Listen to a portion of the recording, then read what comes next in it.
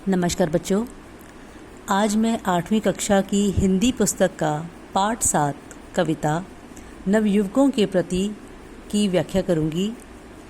बेटा, ये कविता हिंदी साहित्य के महान कवि मैथिली शरण गुप्त द्वारा लिखी गई है और इसमें कवि ने भारत देश की युवा पीढ़ी यानी कि नवयुवक जवान लोगों को, जवान बच्चों को देश के उद्धार, देश के विकास में योगदान देने की प्रेरणा दी है। ठीक है बेटा, क्या कवि ने क्या कहा है कि भारत के जो नवयुवक हैं वही आने वाले भारत का भविष्य हैं। ठीक है, तो वही बच्चे भारत के उद्धार में, विकास में अपना योगदान देंगे और वही अब देश को आगे बढ़ाएंगे और ऊंचाइयों पर पहुंचाएंगे। बेटा देखो, इस कविता की हम 12 पंक्तियां हैं और हम ऐसे इसके 4 लाइनों के 3 पैरे बनाएंगे। ये एक पैरा, ये दूसरा पैरा और ये तीसरा पैरा। ठीक है, कविता पढ़ती हूँ। हे नवयुवाओं, देश भर की दृष्टि तुम पर ही लगी है, मनुष्य जीवन की तुम ही में ज्योति सबसे जगमगी। कवि क्या कहते हैं? भारत देश के युवाओं के हे नवयुवकों, भारत देश की दृष्टि तुम पर ही लगी हुई है कि जो देश भर के लोगों की जो नज़र है वो नवयुवकों पर ही लगी हुई है मनुष्य जीवन की तुम ही में ज्योति सबसे जगमगी। कहते जो मानव जीवन की ज्योति है वह नवयुवकों से ही प्रकाशित हो रही है, दमक रही है। दोगे ना तुम तो कौन देगा योग देश उद्धार में। कहते अगर देश के उद्धार में, देश के विकास में अगर तुम लोग अपना योगदान ना दोगे तो फिर कौन देगा। देखो कहाँ क्या हो रहा है आजकल संसार में।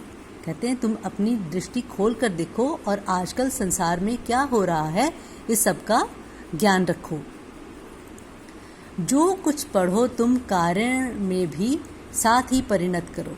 अब कभी कहते हैं कि जो कुछ तुम पढ़ते हो उसे अपने कार्य में भी बदलो। जैसे कहते हैं कि थ्योरी पढ़ना है और उसका प्रैक्टिकल भी करना है, वैसे ही जो कुछ पढ़ते हो उसे तुम अपने कार्य में भी बदलो।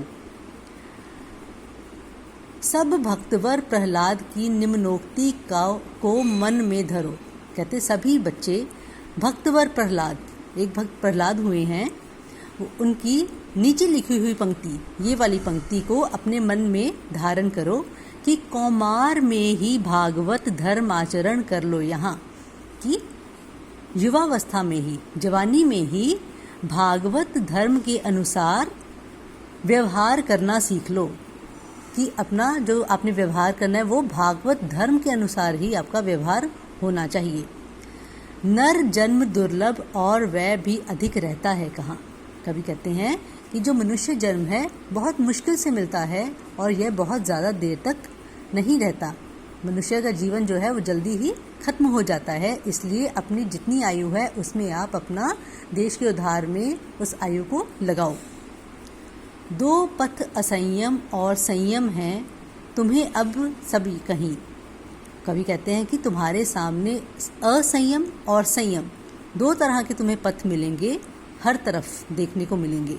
असंयम अनियंत्रित पथ और दूसरा है संयम नियंत्रित पथ। जो हमारे जैसे कंट्रोल एंड एक कंट्रोल्ड होता है नियंत्रण में रखना, दूसरा अनकंट्रोल्ड जो हमारे नियंत्रण में नहीं होता। पहला अशुभ है, दूसरा शुभ है, इसे भूलो नहीं। कहते अनियंत्रित पथ अशुभ है और नियंत्रित पथ शुभ है। ठीक है, संयम शुभ है, असंयम अशुभ है। तुम इस बात को कभी मत भूलो। पर मन प्रथम की ओर ही तुमको झुकावेगा अभी। लेकिन कहता है जो आपका मन है, क्योंकि जो आपकी अवस्था चल रही है, आपका जो मन है वो आपको पहले की ओर, इस तरफ असंयम की ओर ही तुम्हें झुकाएगा, जो कि अशुभ है। यदि तुम ना संभलोगे अभी तो फिर ना संभलोगे कभी। तो कवि कहते हैं कि अगर तुम अभी अपने आप को असंयम से हटाकर संयम की तरफ या शुभ पथ की तरफ नहीं ले जाओगे तो तुम आने वाले जीवन में कभी भी अपना विकास नहीं कर पाओगे।